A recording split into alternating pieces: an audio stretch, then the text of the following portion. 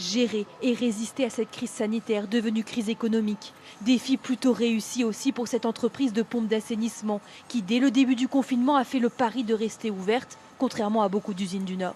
Toutes ces pompes-là ont été faites durant le confinement et vont partir en Europe, mais aussi à l'autre bout du monde.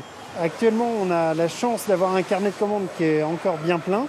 Et c'est tellement plein qu'on envisage également de prendre des intérims afin de produire les pièces dont on a besoin pour monter les pompes. Certains sont absents pour garder leurs enfants, mais aucun salarié de ce site de production n'a été mis au chômage partiel et les ventes ont baissé de seulement 5%. C'est quand même rassurant de voir son entreprise quand même qui fonctionne. C'est quand même mieux que de rester chez soi, il me semble. Et on savait que on prenait un risque que d'autres éventuellement ne prenaient pas.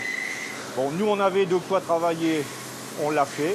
La direction a négocié avec les délégués du personnel. Les salariés sont depuis le confinement seuls sur leur ligne de production, avec gants, masques et gel désinfectant à proximité. Il nous semblait dangereux d'arrêter de produire parce qu'on aurait certainement perdu des parts de marché vis-à-vis de nos clients, notamment à l'étranger, qui auraient pu durablement affecter notre activité. Résultat, les clients sont restés fidèles et aucun cas de contamination avéré n'a été détecté dans l'entreprise depuis le début du confinement.